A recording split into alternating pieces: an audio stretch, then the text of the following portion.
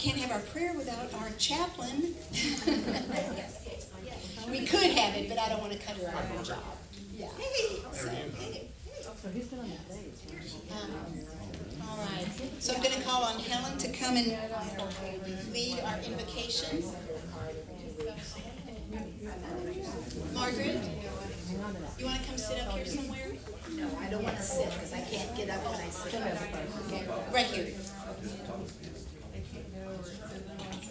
I can stand, but I'm not going to sit and get up and down. It's too much trouble, too much pain.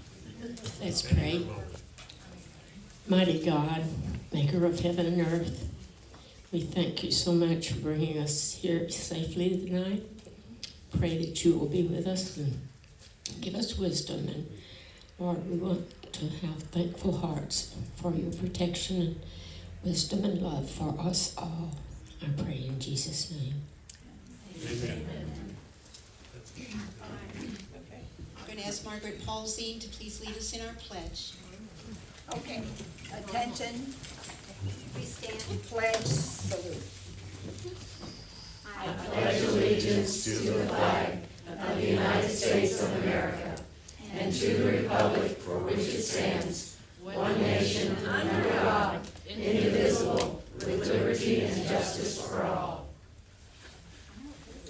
Thank you, Margaret. We need to pray for Margaret, especially for her leg to get better. So, all right, I just have a couple of remarks here. I don't know if any of you belong to the presidential prayer team. They published a National Leadership Prayer Journal. And so the reading for yesterday is, if possible, so far as it depends on you, live peaceably with all. That's Romans 12:8. And then the historical note is from about West Virginia.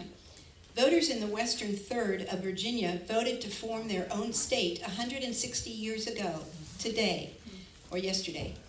While the Constitution did not allow the forming of a new state from an existing state without the original's approval, the Richmond government had voted to secede from the Union. Western residents had long dissatisfied with the governing majority and took the secession as the opportunity to become their own state that was loyal to the Union. In June of 1863, West Virginia officially became the 35th state. So I thought it was kind of interesting. Well, you all, I wanted to welcome all the guests. If you have a guest who is here, would you please introduce that guest? Or if you're here by yourself as a guest, stand up and just wave at us. Yes. Hi, I'm Chris. Okay, Chris. Riley. I came with Barb, your sister. I'm Chris. Rebecca Hedges from Benton County Republican Women. Welcome, Rebecca. Thank you. Carla. My guest is Cindy Lyons. Hi, Cindy. Thank you. John Edwards from Benton County also. Okay, John. Thank you. Leah and Jane Castor from Benton County. Oh, yes, Leon. You found it. Thank you. Yes? And we have a guest, our son, Jim Lansell from Texas. Collin County, Texas. Okay, wonderful. Welcome. That's a long way away. Christine was just in Texas today and made it back. Yes. Are there any other guests? Well, some other folks I don't recognize, so, but that's all right. And I want to welcome our elected and appointed leaders in the Republican Party from this area. So I know we have Barbara Tillman is here. Yes, she's the president of the Benton County Committee. We have Jonathan Barnett. Jonathan, you are our state, yeah, you're everything. That's right. He does everything. He's our national committee man. He's our national committee man, yeah, for the state of Arkansas. Who else is there? Is there anybody else? Well, Leon, you have a role, don't you? Are you still working with the District 3? Yeah. Okay. Well, not District 3, but State Committee man. Okay, state committee man. Yes, thank you. The Audio Coach just produced a brand new fundraising video for Choices Pregnancy Services. Congratulations. So check it out. Excellent, excellent. Yeah. All right. Great. I have one announcement, because we may not have time for announcements at the end. That is that our membership tea for the Siloam-Springs Republican Women is coming up on November 14th. It's a Sunday afternoon from 2 to 4. Yeah, so, and it will be at the home of Kathy Coleman. So that's when we officially. Christmas open house downtown. When? Is that the same time? Same day. We do At from 2 to, is it from 2 to 4? It's from 1 to 5. Hmm. So I'm gonna be Can you do both? You could do both. You could go down there for an hour or two and then come to ours, for a couple hours and then go on. Ours is not long, so there will be good food though. Yes. So that's where we officially. That's where you officially become a member for 2022. Yes, yes, exactly. And you'll be sending out an email about that. Yes, we'll be sending out invitations. So, yeah. Did you say 2 to 4? 2 to 4. Mm-hmm. Kathy, raise your hand in case they want to know who you are and where you live and all that stuff. She lives in Siloam, so it should be really easy to find. Carpool if you can. Parking's okay, but it's not great. It's kind of a very narrow street, so it'd be nice if you could carpool or walk. So, You can park in the semicircle driveway. yeah, And I'll ask my neighbor if we can use hers. I Okay. ask. All right. I'm not sure where she is politically yet, so. All right.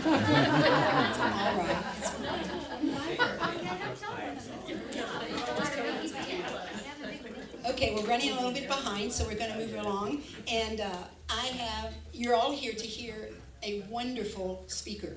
He is from Ireland. He is making a huge tour of the United States. He's writing a book. He's doing research. He wants to meet Americans, and that's how you were invited. You're Americans, and he wants to meet you. He has just come over from Oklahoma. He's been in Texas. We are his first stop in Arkansas. Yay! Oh, yeah. And there may only be one other stop, so later on. So I want to introduce to you Jonathon Dunne. He's Freedom's Disciple. He's on the Blaze Media. And he has his cards out there, so if you would like to donate to his trip at all and his research, feel free to do that. Grab a card, go online. We held a fundraiser last month, a silent auction, and raised some money to give to him today. So I will do that at the end of his speech. So you can look forward to that. All right, so Jonathon, without any more ado, I will let you tell more about yourself as you go along. So let's welcome Jonathon.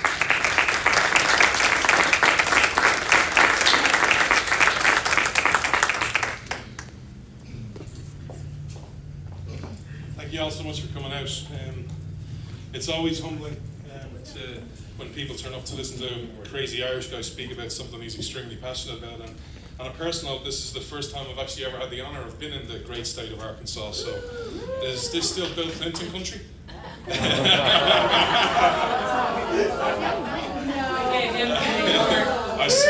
Wow, tough crowd, huh? I always start with a joke just to liven everyone up, just making sure everyone's awake. Oh, absolutely. So I always start with a disclaimer anytime I give a presentation, for the simple reason is there's certain terms you're not going to hear a lot of tonight, and those terms are left, right, Republicans, Democrats, and Trump and Biden. And the reason I always start with that as a disclaimer is because I want never to anyone to think that I don't think they're not important. They should be discussed. They should be discussed at length, but by an American.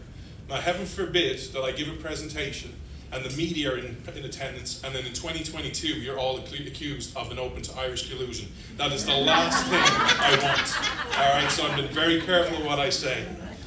But on a serious note, the reason I don't mention these terms is because tonight what you're going to hear is not very much politics. You're going to hear a lot about principles, and you're going to hear the narrative of America. Because quite simply put, to this Irish guy, your narrative has been changed. And it saddens me how much that the average American, even though there's no such thing as an average American, there's always exceptional Americans, is that you don't seem to understand why you factually changed the world. So I'm going to talk to you about reclaiming your narrative. And the first thing I always address is, John, look at America right now. Look at the issues with the election. Look at our economy. Look at how expensive things are getting. As someone who's here doing this tour, I've invested $10,000 of my own money to make this tour happen. 65 events in 85 days in 15 states. I can testify firsthand how much things have gotten more expensive. And the thing is, I haven't been here in 2 years, so while it was a small, gradual increase for y'all, it's been a big shock to me. Like car hires through the roof, hotels are through the roof, gas is up. But the reason I get is, why is America's narrative so important? Why is it more important to you that we discuss this and over all the other issues? Because quite simply put, if you understand America's narrative and you understand why America changed the world principally, you will solve every problem that you face, and we can discuss the problems that you face. You have a major issues with your economy, you're having power grabs from the media, you're having power grabs from big tech, you're having power grabs from politics, you have issues like the Great Reset, but every one of those problems is fixed if you understand your nation. But the thing you need to understand about your nation is your narrative. So why is a narrative key? Because narrative is what you're about. America is quite quintessentially a story. And it's the greatest story a collection of men ever came together to write. And it changed the world. How can I say this? I'm going to give you a couple of stories tonight. The first one is a stat no one in the media will ever tell you. And the stat is 33%. What does that stat represent? The story behind it first. Martin Luther King. You see, I hear America today, some from circles say, America's evil, America's vile, America's racist, all the usual rhetoric. Martin Luther King was a gentleman who had every reason to say this. He was faced on by the Klan. He was beaten up. He was assaulted. He even had an interaction with your wonderful government body called the FBI. I'm sure you're all very pro-FBI in this room, right?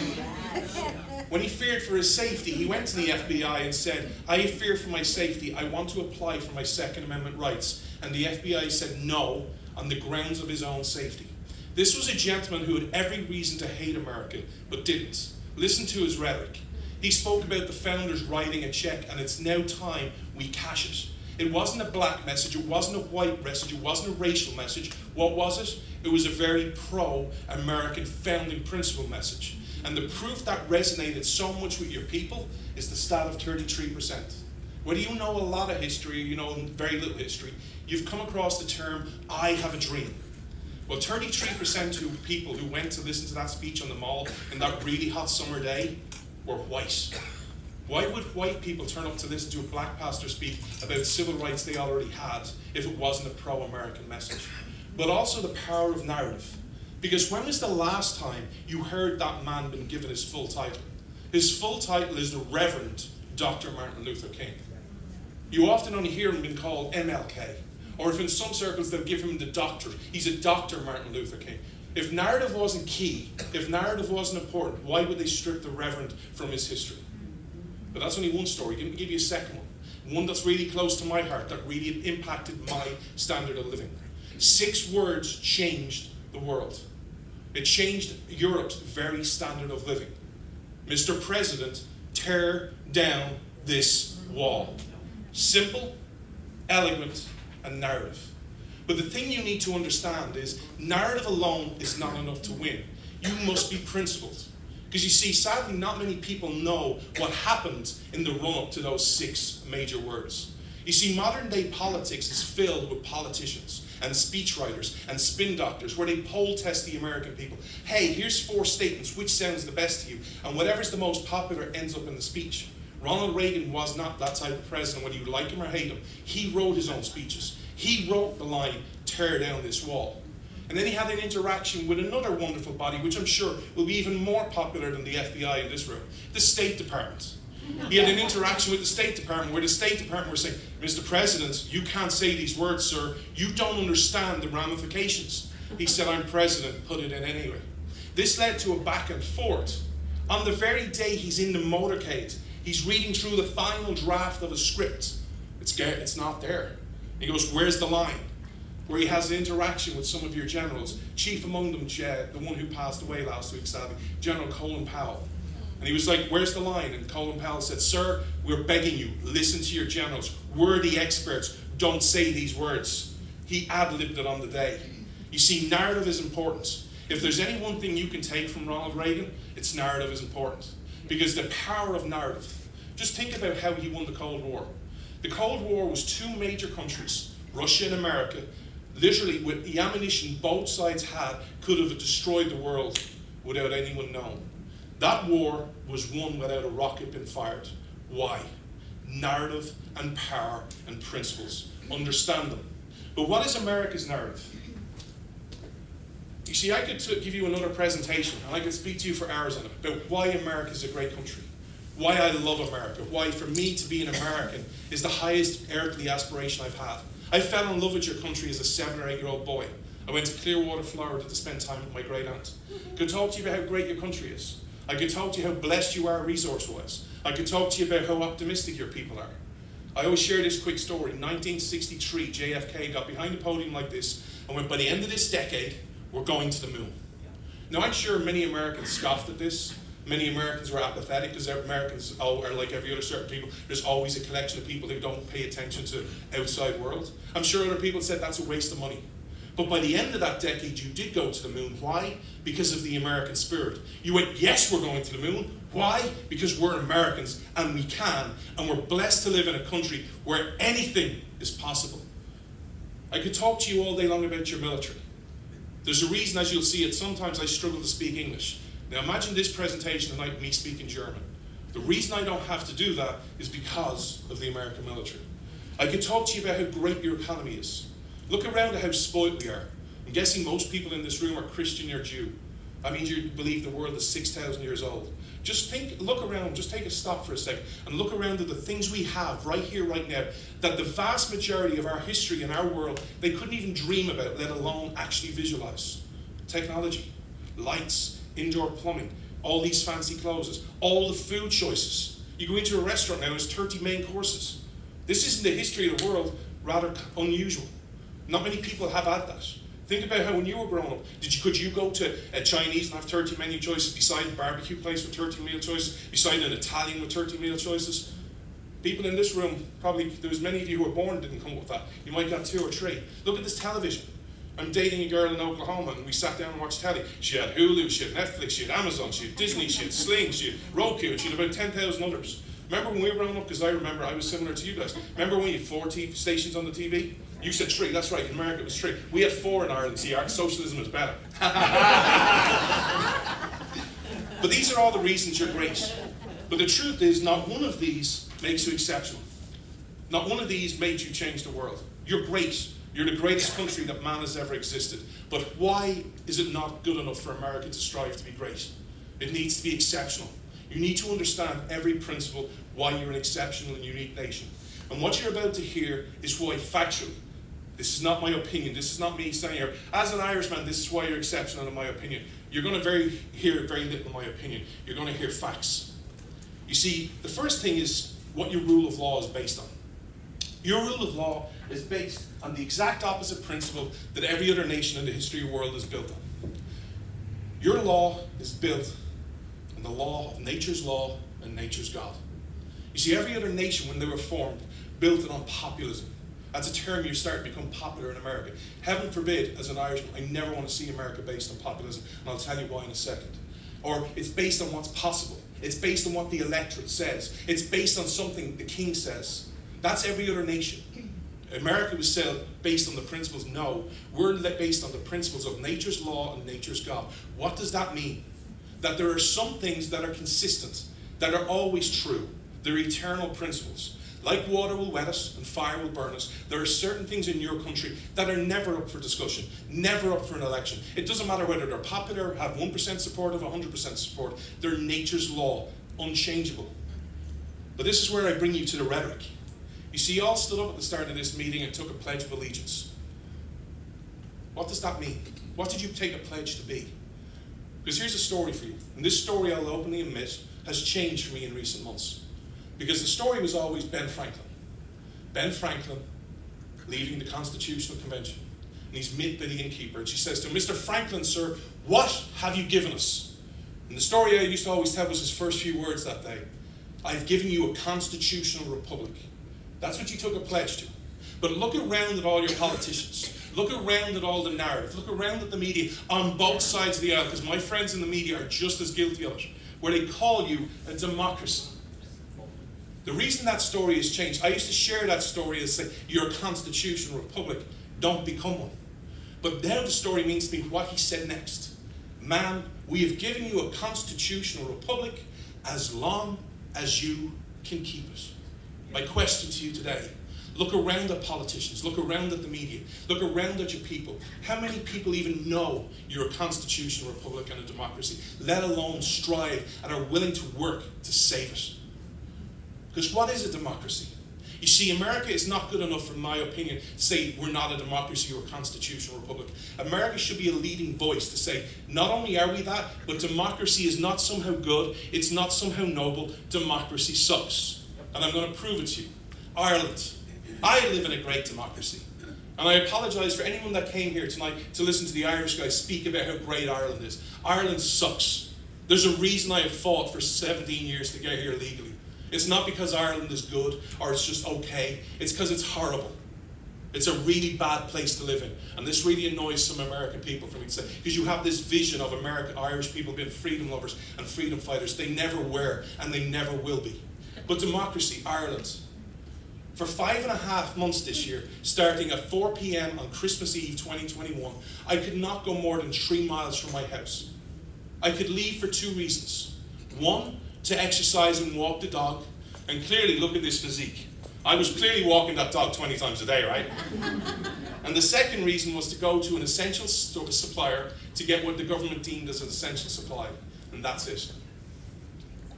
How does that happen? The second reason America is exceptional is what the role of government is. You see, every other nation that was built, past, and to this day, said what? The government is powerful. The government can do anything it wants. If a democracy happens, and an election happens, and a person runs or a party runs, and says, you no longer have these rights, and they win, your rights are gone. If there's a public health emergency, and there's a pandemic, and for the greater good of society, you can't go more than 3 miles from your house, and the people agree, your rights are gone. America's government, whether you like it or dislike it, this is not my opinion, is the exact opposite. Your government's role in your Declaration of Independence is the exact opposite. It is not the giver of rights, it is not the protector or the taker of rights. Its sole job is to protect everybody's God-given rights. Just to show it to you.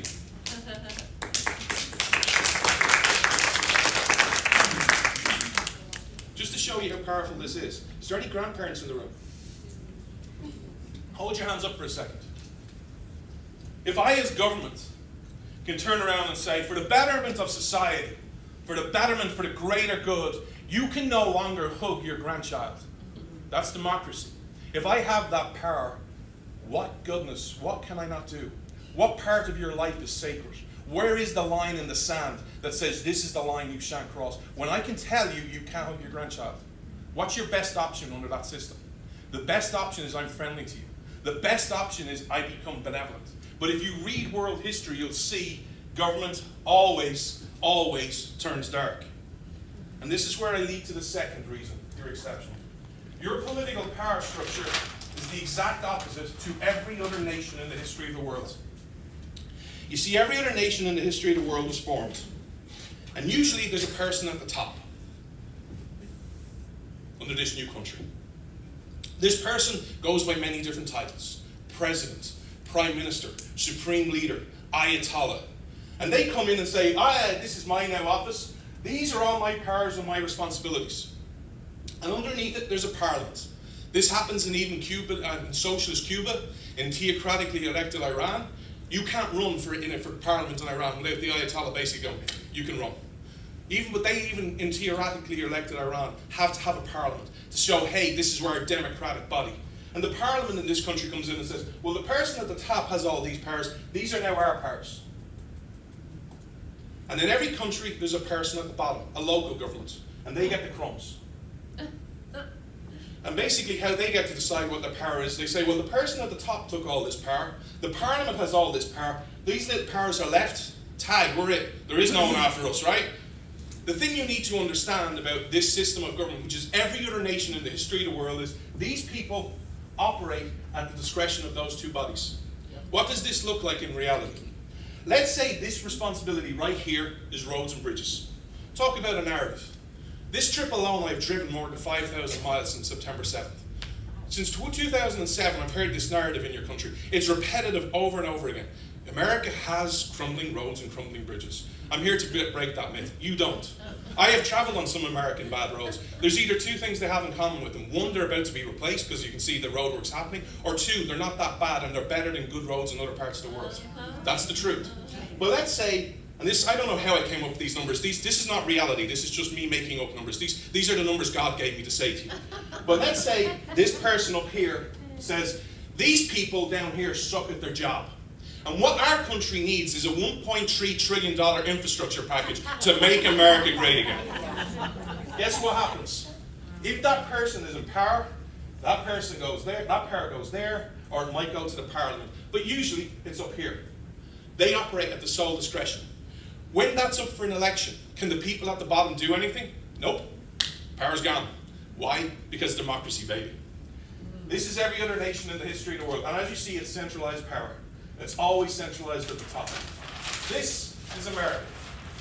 And yes, I admit I'm that cheesy Irish guy that carries a pocket constitution in his lectures. I strongly recommend you read it.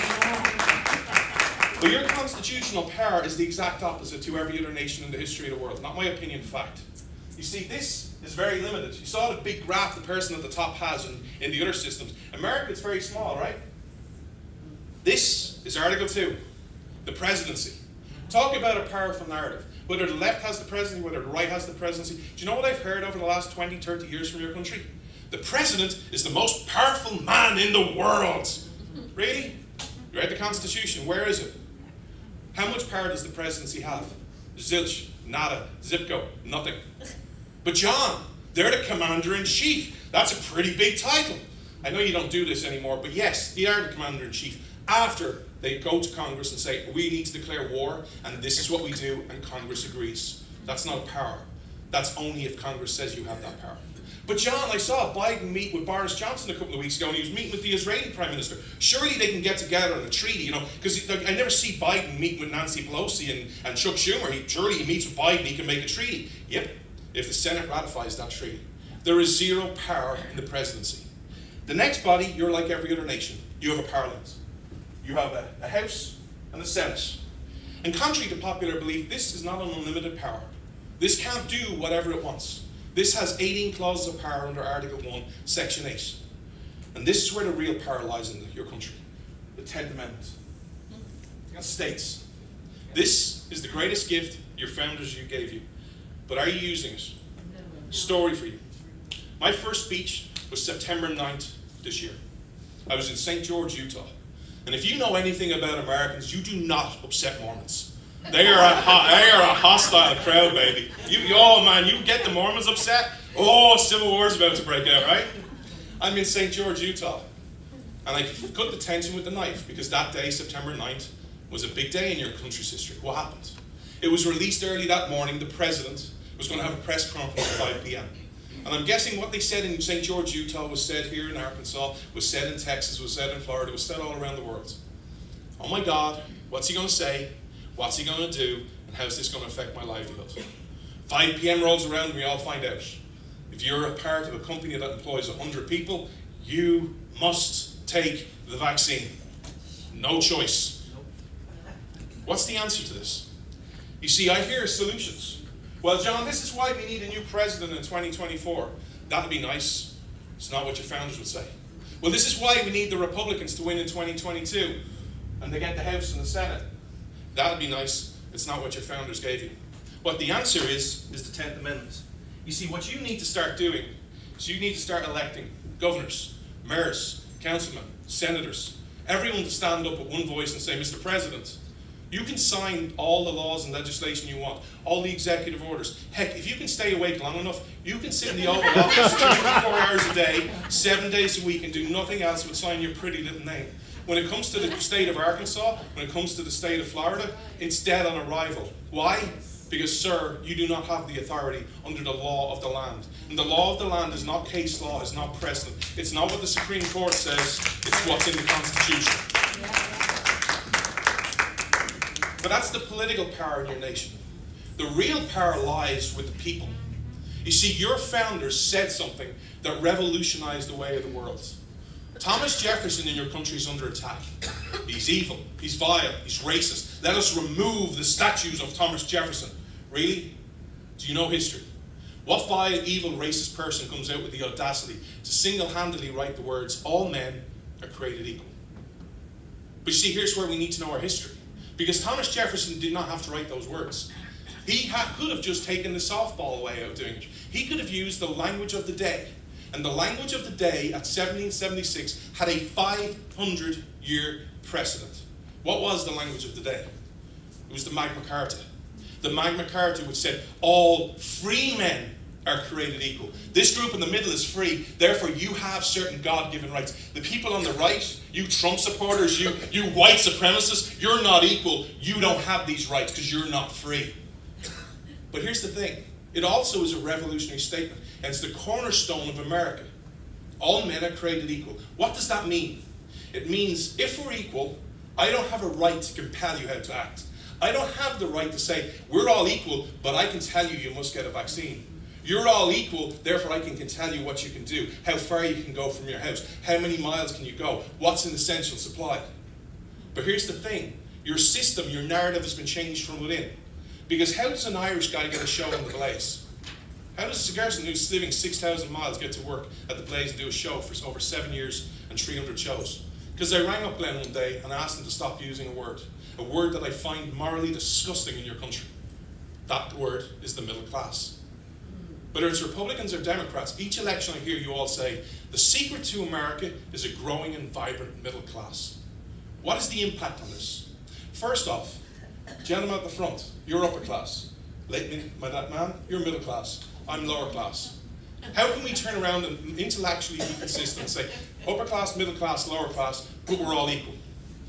By the way, let's use the English system. Sir, you're still upper class. You get a promotion, you're now upper middle class. Lady at the back here, you're middle class, lower middle class, lower class. That's the English class system, there's 5. But we're all equal. It's inconsistent. But that's only the intellectual argument against it. The reason I'm more against it is because what you're telling people to be.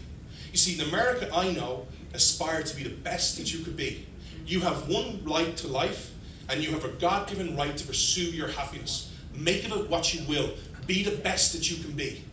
That was what was started in 1776. To then become middle class. Don't be exceptional. Don't be up here. Yes, don't be crap. Don't be bad. Don't be out, but just be average. Don't stick out. Just go along and be like everyone else.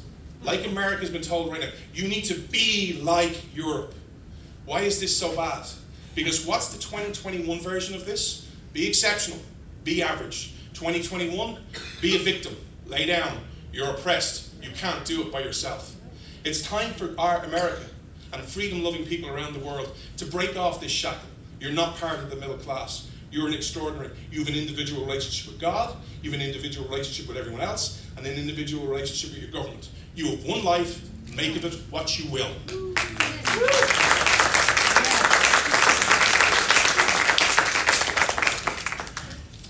But also contrary to your founders' narrative right now, is they were not dumb. They were not naive. They were actually very smart. Because they looked around at world governments. They looked around at the great Roman Senate. They looked around at ancient Greece. They looked around at the great British Empire and said, how did they all fail? What did we not like about them? And what can we do better? How can we make America different and unique? But they also understood and studied human history and human nature. And this is where I get personal for some of you all. All I hear from the media and politicians today is a sole focus and discussion about your rights. My friends on the right love to talk about the Second Amendment, the First Amendment. My friends on the left love to talk about abortion and contraception.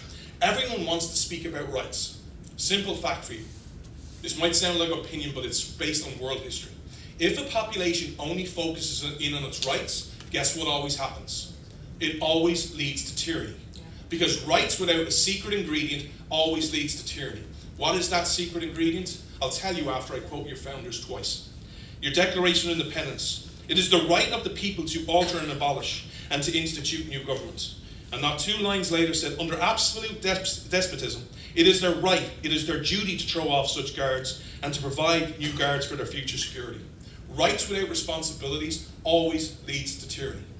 What does this look like in 2021? I'm guessing the vast majority of you here are either very, very skeptical of government or have a flat-out dislike for it, right? Yeah, if you ask people in 2021 to ask for a definition of education, they'll only say public schooling. What did you think was going to happen? That government somehow was going to throw off its evil ways, its corrupt ways, and it was going to be horrible like the DMV and other places around the world, but the Department of Education was going to be above corruption. That our schooling was going to be off limits. That liberals and Democrats and Socialists and moderate Republicans and everyone else were not going to tamper with it. Because here's the truth.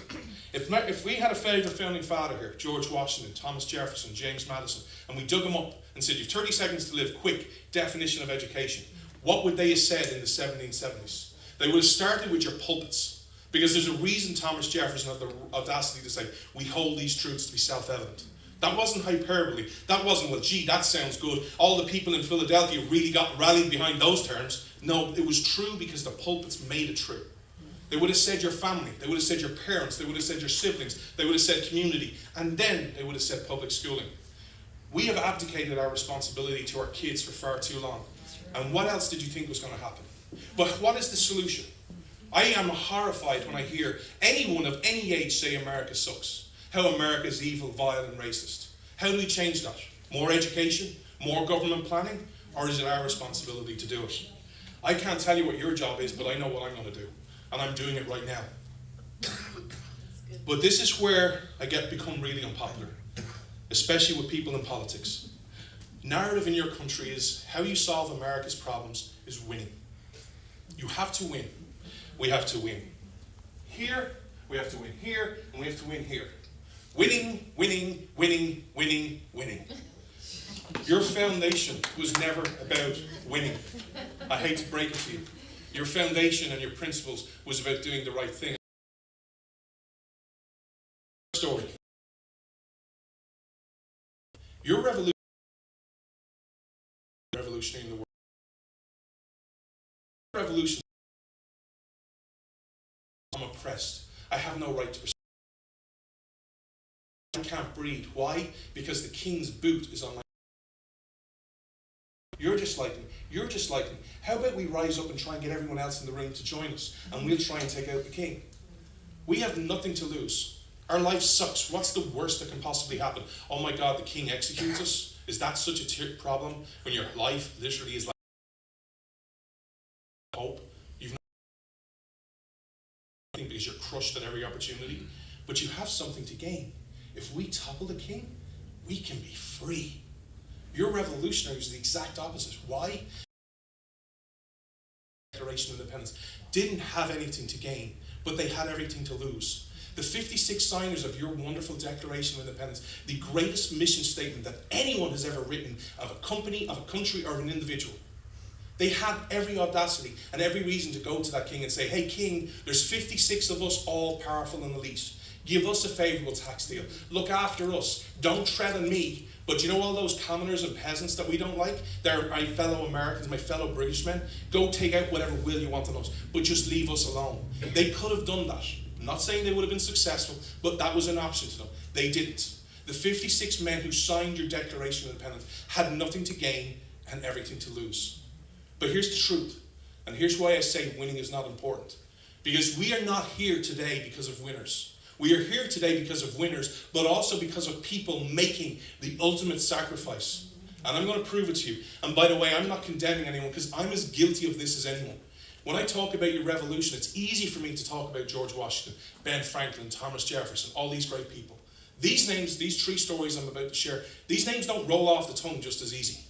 First one is Francis Lewis. Francis Lewis was a millionaire and billionaire. AOC would have hated him. He was a businessman. He made a fortune on something called the Mercantile Exchange, which no one even at the time knew what it was. He signed your Declaration of Independence. What was his prize? What did he win?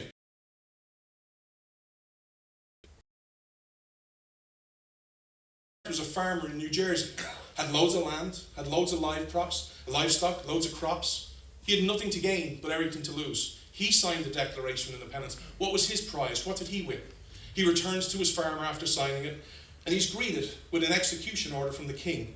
He goes into hiding and eventually dies. The third one is Richard Stockton. Richard Stockton is someone we probably hate today. Why? Because even back in 1770, he studied at an elitist art institution called Princeton. He was a lawyer. He served on the New Jersey Supreme Court. He signs the Declaration of Independence. What was his prize? He hears exactly 0 cases after it. He's locked up, he's starved, he's tortured, his fortune is stolen, and his last days on God's green earth are spent living off the charity of friends. What did winning look like for them? But yet we also have to acknowledge, without them, we're not here today. But this is where I bring you to modern day history. One of the reasons I salute your military, and I'm so thankful for your military, because there's this myth today that in 2021 there are no heroes. There's no one to look good to. That there are no good guys and girls anymore. Baloney. Anyone here ever been to Arlington National Cemetery? If you haven't, I strongly suggest you go. Because any romanticized version you have heard of this wonderful place, it's grossly understating it, not overstating it. I went several years ago. I went to the tomb of the unknown soldier. And I stood out there and just looked. And all you see are these fields, these rolling hills, with little white markers. We have heroes. We just don't know where to look. And we don't appreciate them anymore. Because why I'm also so grateful for the American military is because it's popular to lie about your age in 2021. It's popular to get out of drafts. You know the amazing thing about the American military when they're fighting Adolf Hitler in World War II, which I'm going to share one story about with you? The amazing thing was Americans lied about their age. They didn't lie to get out of service and make themselves younger. They made themselves older to get into service. Go read about many of the battles there, but I'm just going to focus on one because I don't have the time to talk to you about World War II. The storming of the beaches of Normandy. This is a bunch of people who were 16, 17, 18 years of age, 19, 20. Never had their first kiss, never had a first love, never owned a business, never really achieved anything that you could at that age. And they get off this boat, they storm those beaches, and depending on the accounts you read, tens, hundreds, and thousands die within seconds. What did winning look like for them? You see, when you base your thing about winning, you just become like every other nation, and you're not exceptional. America is not based on winning. You're based on doing the right thing. Last point before I give you some solutions. Character is under attack in your nation. Last 5 years, 10 years, 50 years. I am appalled when I see people, and people who I know say the following. Once you vote the right way, once you wear the right team jersey, once you're my person, I don't care what you're like. Character matters. And this is not an Irish, that might sound very much like your opinion, John. Is it? No. I'm going to prove it to you. It's an American opinion. Why? First story. There was a guy who fought for your country. He fought for America. He fought for freedom. He fought in your Revolutionary War. And then what did he do? He went and joined the British. Your founders were so disgusted by this, so repugnant by this, it became a phrase in your everyday language. Don't be a Benedict Arnold. But the second one, if you read enough of your founders' writings, you get a glimpse into their soul, of what was important to them. The sign-off of the Declaration of Independence. We pledge to each other our lives. We know that's important. It's the first right from God. We pledge to each other our fortunes. We know that's important. They were the millionaires and billionaires of the day. But there was only one word that needed to be emphasized, that needed a bit of oomph behind it. What is that word? We pledge to each other our sacred honor. Honor is sacred. And if you doubt that winning isn't important, or that you're even skeptical of what I'm saying, or honor isn't important, just ask yourself one question. If it wasn't important, would you have an Irish guy 240 years later be talking about how amazing you were? Honor is key. Do not stray from this principle, or if you do, don't be surprised when you get something bad happen. I want to share 3 quick stories with you, and I wanted you to play along in your own mind about them. And they're all interlinked, and they're all about one person. I make no bones about my biases. We all have biases. My bias towards your founding fathers is George Washington. For me, he is your greatest founding father. But I want to share 3 stories about him. But I want you to compare him to what you think about in 2021. To think of 2 things. How would your favourite politician act? But also, how would we as a society demand we act? First story. George Washington became the leader of the Continental Army, went off and fought the British, and won. You don't have a country without his leadership, without him being an amazing general. There is no America. His resolute, his leadership, his military prowess was critical. No America without George Washington. How does he act after he gives you your freedom? Think about how your politician would act. How many times do you see politicians say, I got you this great victory for the people, and now I'm going to use it as a stepping stone for further office? How does George Washington act? He goes home. Second story. It's 10 years later. It's Philadelphia. It's the Constitutional Convention. All your people are there trying to organise and agree a constitution. But it's like politics today. There's political squabbles. There's differences. Everyone's arguing. They can agree on nothing bar one principle. What was that principle they all agreed on? Alexander Hamilton was a fool. Why was he a fool? Because he dared suggest that this office under this future constitution should be called the king. And your founders were so disgusted at that, they went, we're not talking to you for 6 months because you are clearly dumb, idiotic and naive, because we've just escaped the king. Why would we ever want a new king? But before I get to the rest of the story, just look around at 2021. Is your president a king now, or is he a president? Is he the most powerful person in the world, or is he a constitution? But what happens? It's all breaking up in Philadelphia. And they say, what do we need? We need George Washington. And they send a rider through the night for him. Now just think about your favourite politician and all the people connected with him. 10 years later have gone by. George Washington gave you this freedom. Would your staffers be on every CNN and MSNBC and Fox News and the Blaze going, hey, of course, look, Philadelphia is a mess. Why is Philadelphia a mess? George Washington isn't there. You're all a bunch of fools for thinking you could get this across the line. Of course we need a George Washington. He's the great general. With social media in 2021, we'd probably have fancy hashtags. Get George Washington to Philly. We'd have press releases all the time. Wouldn't we? How does George Washington act? The knock on the door comes. Mr. Washington, sir, the Constitutional Convention is in Philadelphia, is in crisis. You are needed.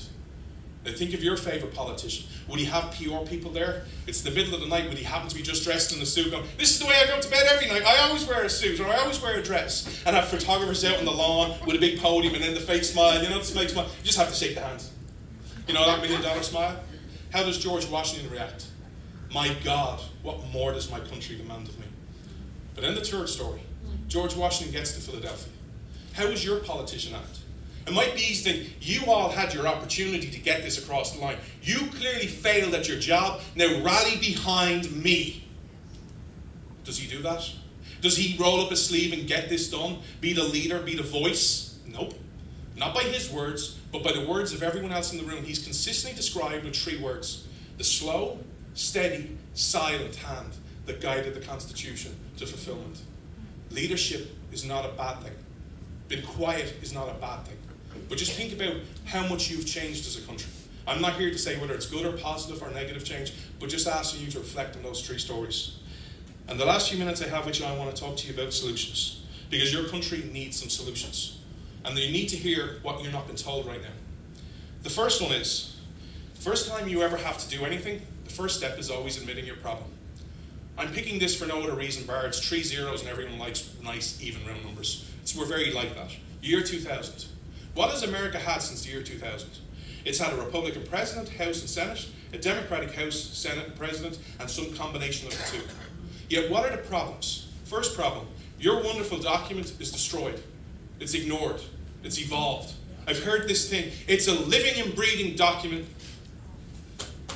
Wake up. It's not living and breathing. I slapped it. I gave it CPR. It's not living and breathing. It's consistent. The second one is your debt. It keeps going up. The start of this century, what was your debt? 5.6 trillion. Bush left office, it was 9.6. Obama left office, it's 19.6 trillion. And today it's 28.8 trillion. Why do I say this is a problem? Because here are the things that you need to understand. These are some secret numbers. I heard your last president say, America should never be a socialist nation. And I'm always curious about people's opinion. So I'd ask Americans, give me a definition of socialism. And the definition I hear the most popular was some 1950s textbook. Well, it's the government ownership of everything. Wrong. Socialism has adapted in 2021. Socialism doesn't need to own everything. It just needs to own some stuff, and it just needs to control every company and every individual. These are numbers, and you'll understand what these numbers represent as I share some stories with you, of what's coming to your nation if you don't wake up and start understanding your debt alone is your biggest issue. Because other countries can face evasions. Other countries can face constitutional crisis. No country in the history of God's green earth, or never will survive a $28 trillion deficit and going up rapidly by the day. What do these numbers represent? These are Irish numbers. I've just made them US figures. First one. Imagine Ireland, sorry, let me start again. Your debt, not your debt, so your gas. Your gas prices, I paid $3.20 at the pump a few minutes ago. It's up since $1.80 since the start of the year, and every American's freaking out, right? Just think about these policies and then say, how can you pursue your happiness? If Ireland got unlimited free gas from a country, and I don't mean government free, I mean actually free, and whether it's true government regulation or four courts coming together on an agreement, said the following, that this gas coming into our country is free. It's the best gift from Ireland, and we need to make Ireland great again, and we're not going to charge any profit on this gas. We're going to make our profit on our cigarettes, on our alcohol, on our sandwiches, on our hot dogs, on our crisps, on all our confectionery, but on the gas, it's free. You would think the gas should be free, right? No. In Ireland, the cheapest gas will ever be, at free levels, is $5 a gallon. How do you pursue your happiness when gas is $5 a gallon? By the way, that's actually not what it is in Ireland right now. Because our gas isn't free, it's $9 a gallon. How do you pursue your happiness? Second story. Every opportunity, sorry? Buy an electric car. And then overrun the grid? Yeah, because the grids are overrun everywhere. Second one. Ireland, every opportunity it gets, talks about how progressive and wonderful our tax code is. See, it doesn't have to own everything, we just need to control everyone and everything. What does Ireland do? Our tax policy. For every cent an Irish person earns over $38,000, and $38,000 is not a millionaire and billionaire the last time I checked, pays a rate of 40% income tax. That's the second policy. The third policy is we in Europe have the dumbest named taxation policy in the world, called VAT. VAT stands for value added tax. Is it going to get a job and help me pay the tax burden? No, we're just going to charge you people. And it affects everyone. What's the VAT rate in Ireland? Just out of curiosity before I tell it to you. What's the sales tax rate in your great state? 9%? 9.5%? VAT in Ireland, 21%. How do you pursue your happiness with those? By the way, I could go on and on. I could do another presentation about Irish taxation policy and tyrannical government. But when you have those three policies, gas at $9 a gallon, income tax of 40% on every cent over $38,000, and 21% sales tax, how do you pursue your happiness? How do you rise yourself up? This is coming to your nation unless you wake up. It mightn't come under the guise of socialism. It just might be the guise of you're going bankrupt, and we just need to keep raising and raising and raising your taxes.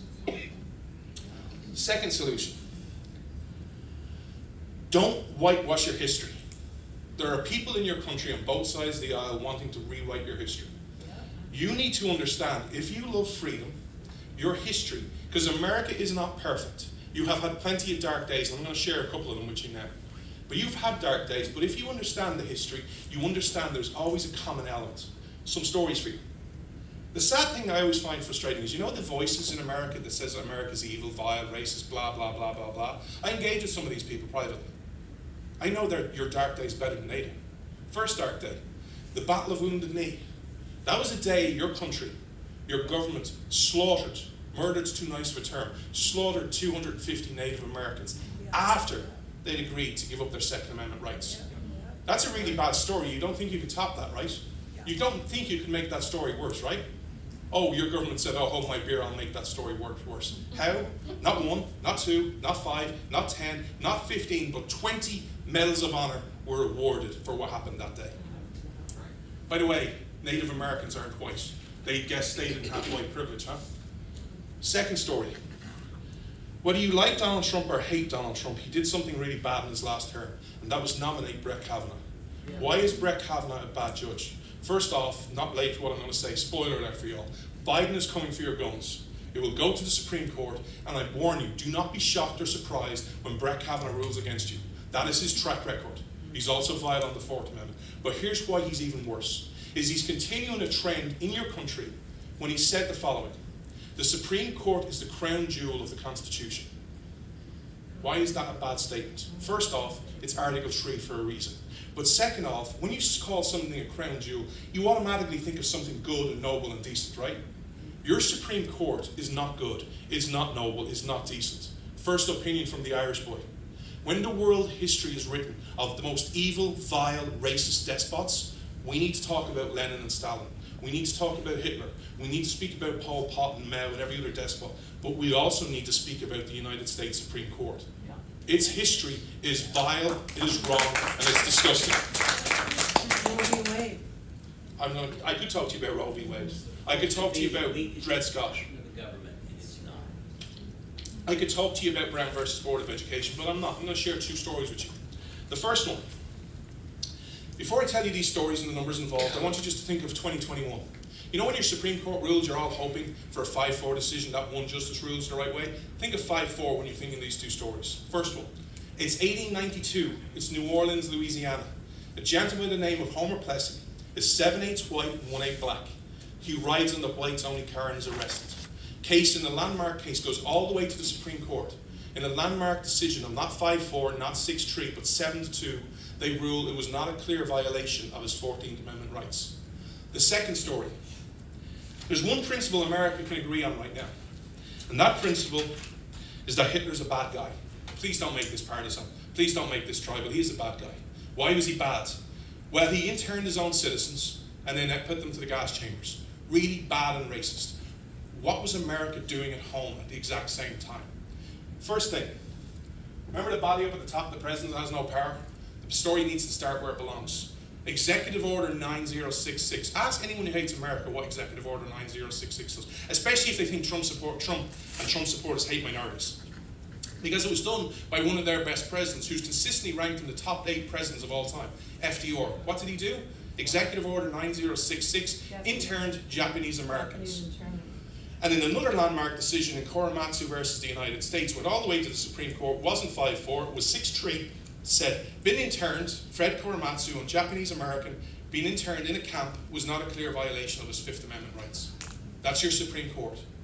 Why am I asking you not to rewrite your history? Because if you love freedom and you understand your history and you learn it, you'll understand that bad days in America's history, the evil, vile, racist days, have an awful lot in common with world history and bad days. And if don't take my opinion, let me phrase what your last great president said, Ronald Reagan. Government is never the answer. Government is always, always, always the problem. Because when there is problems in the world, you can be sure either government's the primary actor or it's not far behind. That's true in America and that's true everywhere else. And the reason I say don't whitewash your history, if you share America's dark days, you would have to be a fool to say, you know what we need? More government. Yeah. Solutions politically for you. Change what you seek in office. I'm going to bring you back to rhetoric. I don't care how people vote. I'm never telling people how to vote, but I always ask, hey, who did you vote for? Who did you vote for president? Who did you vote for senator? Who did you vote for sheriff? Who did you vote for this office and why? And the answers. There's one answer I've never been given in all the years I've asked this question. What is that? Let me use the 2016 election, Trump versus Hillary. Why do people tell me they voted for Donald Trump in 2016? He's a businessman. He's not Hillary. He's not a politician. He tells it how it is. He's pro-life. The Supreme Court. All these reasons, right? You might all think they're valid. This is not me picking on Trump or Hillary or any of them. I've heard these all different reasons all the way through. You know the one answer I've never got? They'll do their job. And here's where I bring you back to narrative. What is their job? Because contrary to popular belief I hear, it is not to do your will. It is not to serve you to be your voice in DC. And it is not to do what you want them to do. Their job is one job. To defend, preserve, and protect the Constitution of the United States, so help you God. How refreshing would it be? How refreshing would it be if in 2022 or 2024 you even had one politician at some level who actually knew what their job was. And they knew, my job is not to save your problems or be your savior. My job is to get out of your way and let the American people solve the problem. Article 5 of the Constitution. Amen. But this is where I give you a reality check. Because one thing I've heard on this tour, and it really upsets me, is, John, I'm one person. I have no political power. I have no political voice in my country in 2021. Baloney. You have more political power than any other nation in the history of the world, but are you using it? And I'm going to prove it to you. What powers do you have that no other nation can dream of? Ireland. I can vote for 2 offices. and I'll use American terms so you all understand, my US House of Representative rep and my president. And in Ireland, the presidency actually has no power. That's the two offices. Who can you vote for? You can vote for president, you can vote for congressman, you can vote for senator, even though it goes against the spirit of this document. You can vote for your governor, you can vote for your mayor, you can vote for your assemblyman, you can vote for your senator, you can vote for your sheriff, you can vote for your AG, you can vote for your district reps, you can vote for your sheriff. You're getting bored yet? Because there's more offices as well that you vote for. No other nation has this. But also, secondly, you have a gift in your country that lets you do something that no other nation has ever thought of. In Ireland, let's say I'm a member of the Republican Party. Who decides who runs in my district? The American version of Mitch McConnell and Kevin McCarthy. And guess what? Kind of like the Mitch McConnell and Kevin McCarthy of your country, they're not phoning me asking me for my opinion. They don't care what John has to say of who should run in my district. Likewise, they don't care who you run. But America, you're sit different. You have a primary system which says, I can run if I want to. And if I get enough signatures to support me, it varies from state to state, but I can put my name on the ballot and no one can stop me. That is a uniquely American principle. You have the power. The question is, are you using it? Because here's the truth. Let me share a couple of stories to talk to you about it. This is a graph of your elections for the last 50 years. That's the truth. It looks like a heartbeat, right? What do these numbers represent? 60 to 65 and 40 to about 42. What are these numbers representing? This number up here is about 60 to 65%. This is when the president's on the ballot. The president, by the way, that has no power. And when the president's not on the ballot, it goes down to 40 to 42%. Why do 20% of your people vote in a presidential election and not vote in a regional election? Why? But also, another story.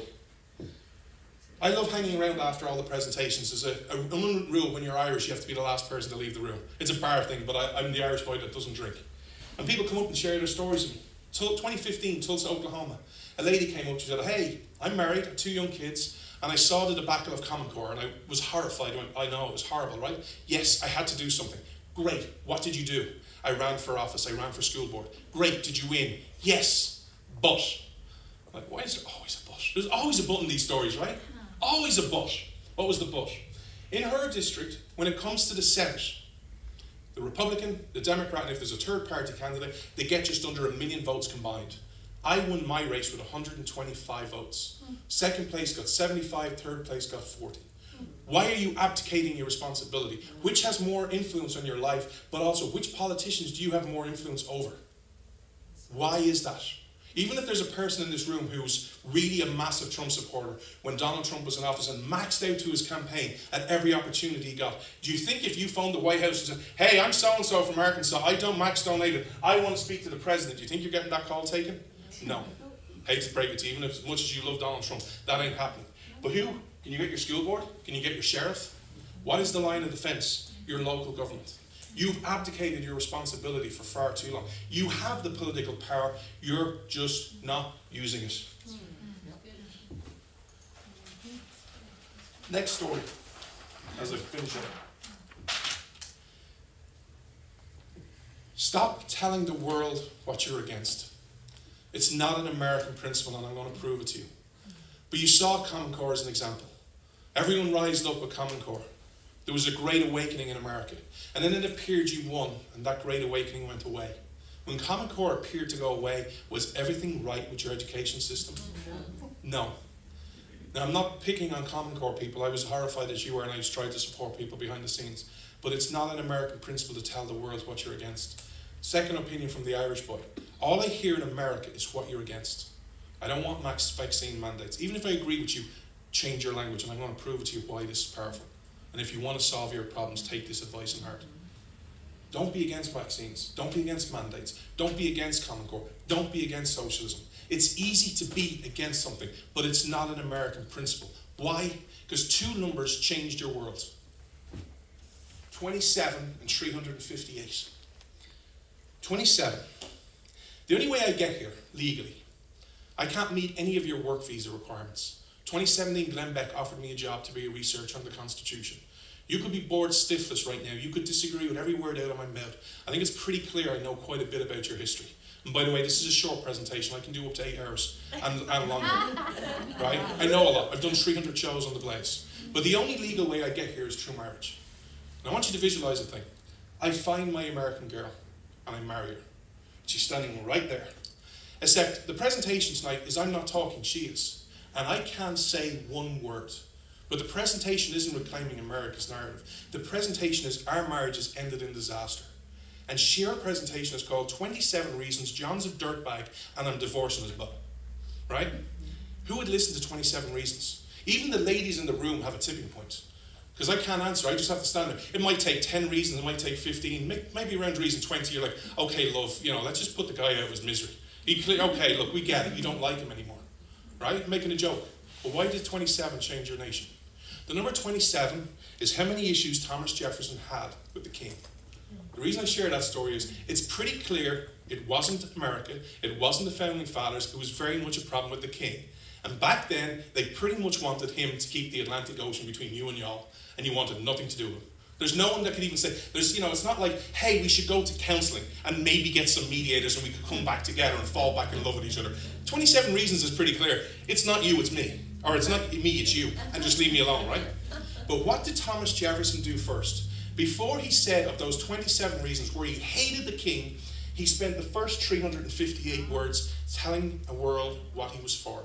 All men are created equal, endowed by the Creator, and what the role of government was and what your rights and responsibilities were. Why is this so powerful? Why is this an American principle?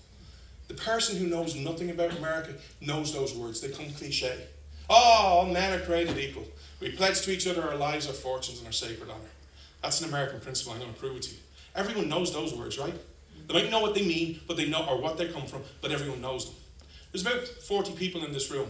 Imagine this was a gotcha moment. Imagine I had cameras pointed on you right now. And I said, you're all going to have to come together and just word for word, verbatim, quote one issue that Thomas Jefferson had in the Declaration of Independence. Not ad-lib it, not tell me roughly what it meant, but word for word quote it. Could you do it? No. Why? It's not an American principle. Tell the world what you're for, not what you're against. Because to this Irish guy, you're at your best when you're the Statue of Liberty. When you're holding those principles of liberty firm that are never ever changing. It's on a tablet. That was not by design. That was not on mistake. That was on purpose. And you're shining the light saying, come, follow me. But also you're the America that was humble. We live in a world where we love insulting people. Do you know the greatest insult America ever gave? It was by a lady called Emma Lazarus. Give me you're tired, you're weak, and your huddled masses yearning to be free. Why was that an insult? It was saying to Europe at the time, but it's true to the rest of the world now, but to Europe at the time, you know all those those people you say can't make it, they don't come from the right class, they're the scum of society, they don't come from the right background, they don't have the right education. Come give them to me, and I will give them opportunity. And look at how many immigrants have strived and made the American dream their own. That is the power of your country. But this is where I turn it on the last one. The most saddening thing of this trip has seen the American people's optimism change. You have changed as a people.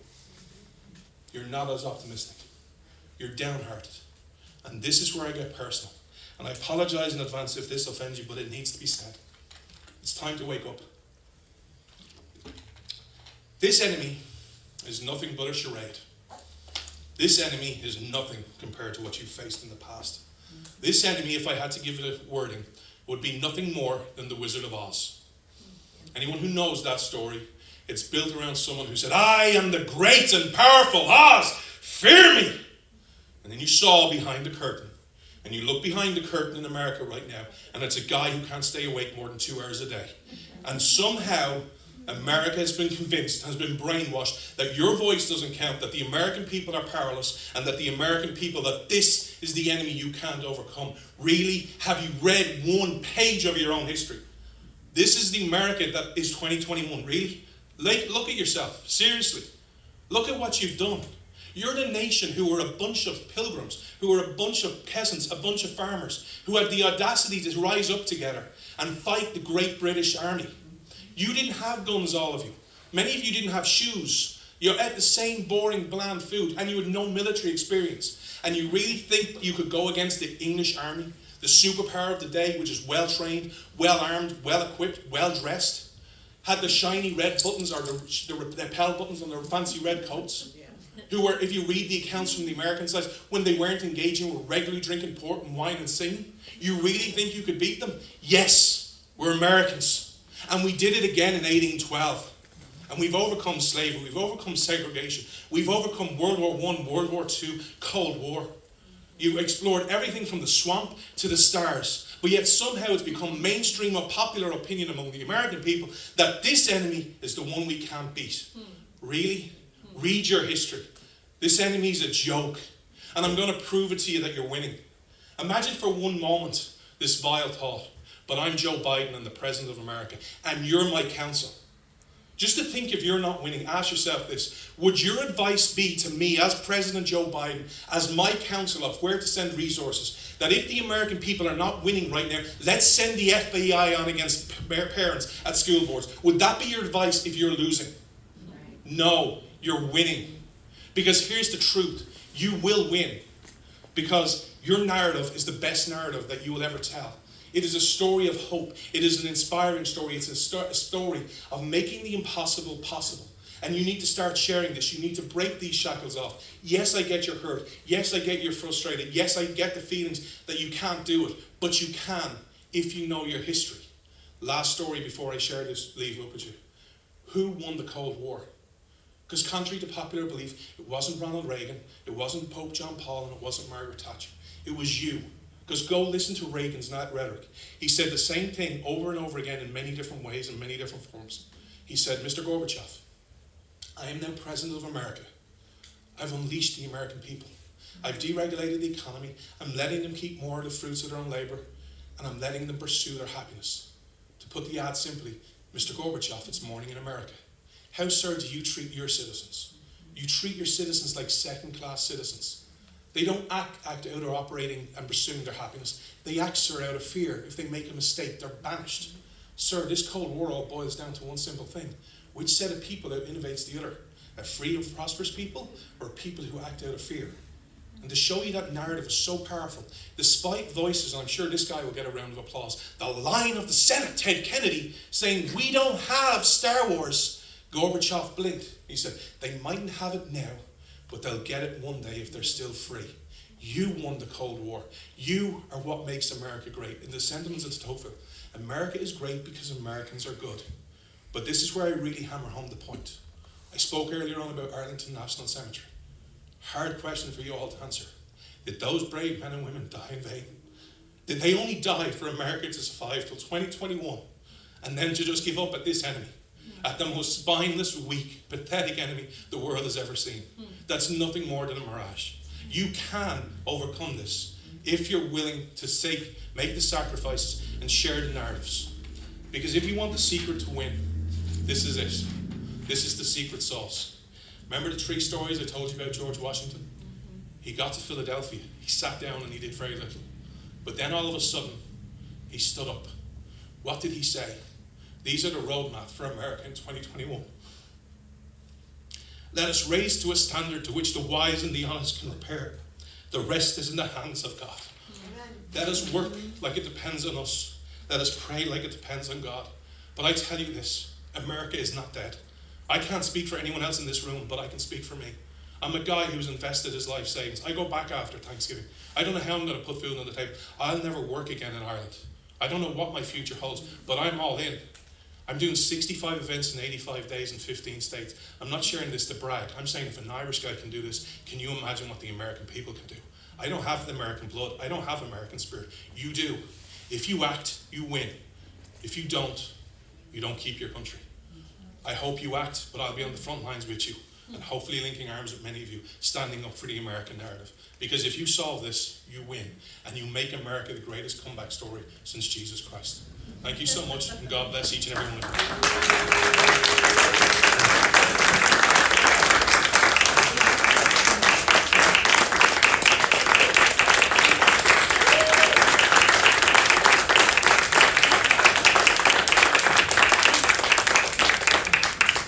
Does anyone have any questions they would like to ask Jonathan while he's here? I don't bite. Yes, sir. Are you still working with the Blaze right now?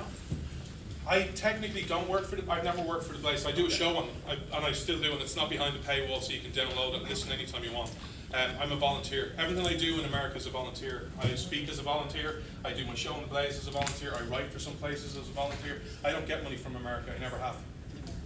So, but that's the sacrifice I'm willing to make. Wow. Have you ever spoken to Rick Green, Patriot Academy? No. I highly recommend it. You're an awful lot of the same mental thoughts as him. Thank you. I have tried to reach out, but I don't understand, and I don't ever pay much attention. The one thing the right are horrible at, and you're really so horrible at it because the left are actually good at, is working together. What breaks my heart is like there's so much party squabbling and different purity tests on the right. Like, you know, I can't tell you the amount of friends I lost over Donald Trump. And my opinion on Donald Trump was, I'm not supporting not supporting him. It's not an Irishman's job. But if he does good things, I'll say good things. If he does bad things unconstitutional, I'll say it. And I lost so many friends over that status. But the right are horrible. But also the one thing the right needs to start doing is start supporting people to get messages out there. Because the left, like if you write a book and you're anyway successful, what the left does is through things like the Tides Foundation, they'll buy like 500,000 books, and you get that check for selling all those books, and then you go on tour with it, and then you get it. The right never do that. The right don't put their money where their mouth is, and they don't stand up and support people. I know many good authors who are trying to do your country good, but they just can't do it because they can't put food on the table. The left, you're never poor on the left. And that's something we need to start talking amongst ourselves and finding out how we do it. Because here's the thing. America, the revolution, when I said why your exception was the rich could have done nothing, but they did it. Sadly, many rich people on the right don't want to change support people. It's not popular, it's not whatever. I don't know the reasons for it. But the people like, not saying like Rick Green, but I tried to reach out to loads of different people over the years and say, hey, I'll speak for free. Let me come in, just if you want me, you think I can add something to you, I'm not looking for money, I'm not looking to sell a book, I'm not looking for anything, just let me come and speak. Crickets. My story is not just unique, it's repeated time and time again, but I'll definitely reach out to them again. I try to get like the likes of Hillsdale, because I speak in colleges for whatever reason. Maybe it's me, maybe they don't like me or something, but maybe it's just me, but I don't know. So, Jonathan, you have a podcast? Yes. I do a podcast on the Blaze. It's free. It's not TV, so you don't have to pay for it. And is it on your card? It is, yeah. It's if you look for Freedom's Disciple on iTunes, Spotify, and iHeart are the three biggest, but it's on other ones. But if you look up the Blaze on podcast, you'll find it. So there's a new show out every Saturday, and they're free. So and there's some good interviews on there as well. So any other questions? Anybody? Yes, sir. How do you survive in Ireland then? So, prior to speaking out, how I know, I don't like being a victim, but how I know I was discriminated against and how I actively am is, before I started speaking out up to 2010, I was a sales and business manager. Since 2010, when that company went under, I have not worked for more than minimum wage, or just above minimum wage. And how I survive is, I'm very blessed in Ireland where I have a really low cost of living. And basically I can live off about, after my insurance, about $500 a month. And basically, I don't have to earn a lot of money, and every penny I get goes into my savings, and every penny I get basically goes to fund these tours. This is my 5th tour. But this time I've always had a life savings, and I was like, you don't touch it. But with everything that's going on now, with Agenda 2030, the Great Reset, your country being destroyed, I was like, I could have 10 grand and have fun, or I can invest and try and make a difference in the country. And that's what I've tried to do. So. And hopefully, because some people have donated, I'll be back in early 2022. So. And if I can ask a personal favour, if anyone prays here, I've started to date a girl in Oklahoma, and it's very serious. And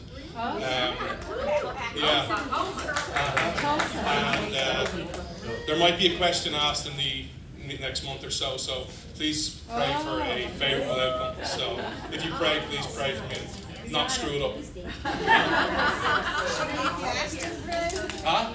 Fast and pray? Well, I tell you what, you can fast for me, because I'm not going to lie, I've struggled on that one.